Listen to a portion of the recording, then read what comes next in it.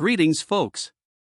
This video was produced to present the final work of the TI Project Management Discipline, Class 2022-1, taught by Professor Dr. João Melo da Silva from June to August 2022 for the graduate program in Applied Computing at the University of Brasilia.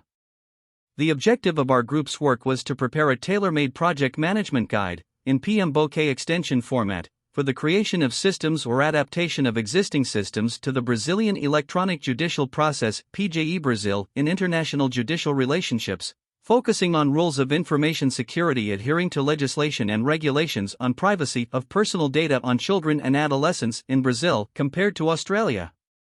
In order to fulfill this objective, the first step was to establish an ontology that would allow us to identify, in a common way in both systems, the relevant characteristics for the documentation.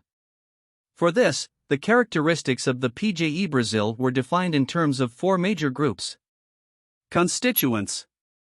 Elements that define the business logic that will be dealt with by the system, such as, for example, the legislation that supports the theme, the organization of the judiciary, among others. Content guidelines. They indicate who leads the elaboration of the system, focusing on the stakeholders, classifying them by their importance and identifying the decision makers. Interaction guidelines. Here, the elements responsible for monitoring the process as a whole are grouped. Characteristics of the solution evolution cycle, such as the existence of a PDCA cycle, for example, in addition to organizational knowledge management, are exposed in this group. Development hierarchy.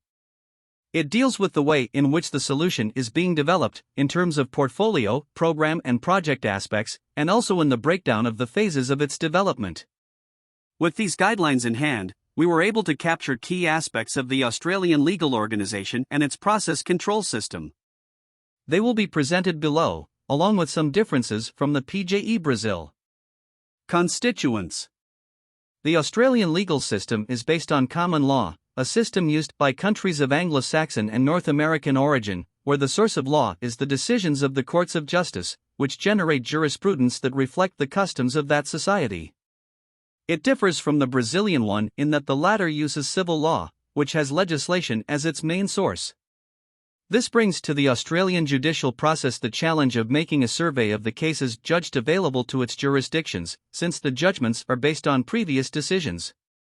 Furthermore, Australia is a federation made up of states and territories, and these have their own constitutions, legislatures and departments, in addition to organizing the local judiciary system. This level of independence generates differences in the way judgments are conducted, making standardization difficult. In its structure, the organs of the judiciary are designated as courts, with the highest instance being the High Court. There is also a separation between the federal and state courts. The High Court of Australia is the highest court in the Australian court hierarchy and the final court of appeal in Australia.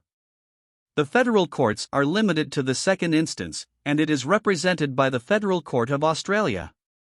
Its scope includes claims on corporations, business practices, industrial relations, bankruptcy, customs, immigration, and other areas of federal scope. It also has a branch that deals with family matters, such as marriages, adoptions, powers of attorney, child protection, privacy, migration, among others. Each instance has the autonomy to manage its judicial process, and there is no standardization of use of computational tools to automate the process. There is, however, an initiative by the Federal Court of Australia that approaches the PJe, which we will use as a paradigm of our project, and which we will discuss in the next section, the e-lodgement. The process of automating the judicial process of the Australian federal courts began to be made public in 2001, with an electronic form filling system, which has continuously evolved to form a suite of 6 applications, which together form e-services. For purposes of scope, the analysis for comparison with the Brazilian PJe will be restricted to the e-lodgement, since it has the closest characteristics to it. E-lodgement allows attorneys to electronically file originating claims and other court documents for civil proceedings. Content guidelines. The main stakeholders involved in the project were identified, classifying them with the following performance attributes: area, internal/external, and scope, power/urgency/legitimacy. The difference for PJe Brazil occurs mainly in management.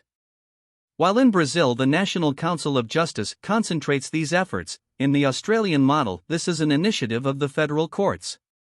Interaction guidelines. The Federal Court of Australia sets goals to verify that the judicial performance is satisfactory. As an example, we have an efficiency goal set so that 85% of the court's lawsuits last a maximum of 18 months. This has been the behavior of the goal over the years. Development hierarchy. The automation of the Australian court process took place incrementally and prototypically, using the Agile development process. It was an investment of more than a decade to reach its current maturity. This vision of orchestrated services differs from PJe Brazil, which has a monolithic architecture. After the mapping was completed, the following project artifacts were made. Project opening term. Needs and gaps, business case and benefits plan. And project management plan. Then, stage 2 of the project began. In it, 4 areas of knowledge would be defined to enrich the PJe: sustainable development, innovation readiness, privacy protection, and business analysis. The team from Australia, together with the team from South Africa, was responsible for the sustainable development part, based on the Sustainable Development Goals defined by the UN. 4 processes were suggested for this new area.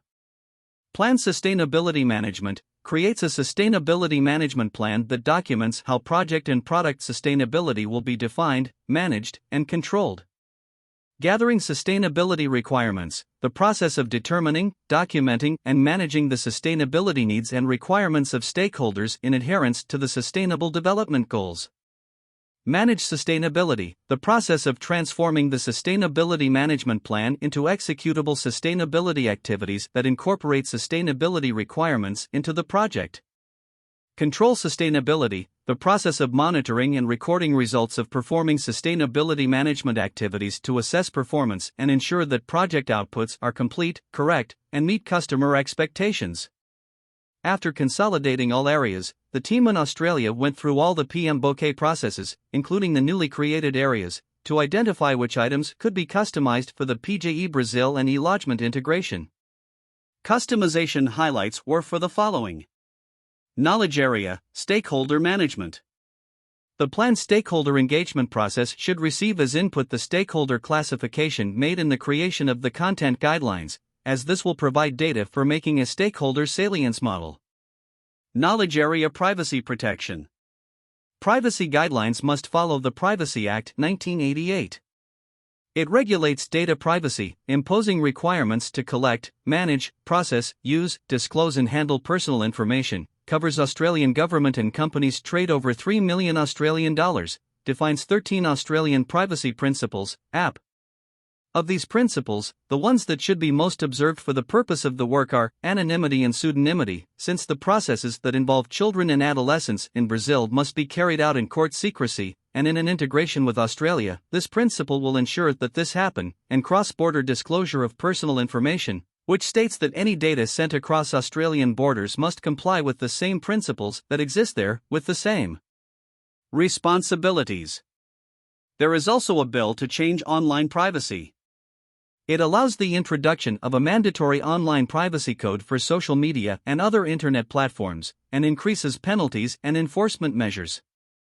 One of the changes proposes, for example, to obtain the express consent of parents or guardians before collecting, using, or disclosing personal information from a child under the age of 16. These were the highlights of the work carried out in the discipline. We hope, with this, to have helped to lay the foundations for a possible integration between the Brazilian and Australian judicial systems, providing an overview of how it works and what characteristics should be observed in this exchange. We thank you all for your attention, and we are available to answer questions. Thanks.